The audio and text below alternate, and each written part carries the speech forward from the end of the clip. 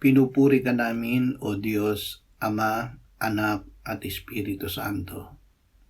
Salamat, Ama, na ibinigay mo sa amin si Jesus na iyong anak, na namatay para sa aming kasalanan, iyong muling binuhay, iniakyat at iniluklok sa iyong kanan sa langit. Salamat na ibinigay mo sa amin ang iyong banal na Espiritu, at sa pamamagitan niya ay ibinuhos mo ang iyong pag-ibig sa aming puso. Salamat, Ama, na ang lahat ng aming kasalanan ay inako na ni Kristo sa kanyang katawan sa krus. Winasak na niya ang kapangyarihan ng kasalanan, kaya't kami ay tunay ng malaya na mamuhay sa iyo na natatago kay Jesus.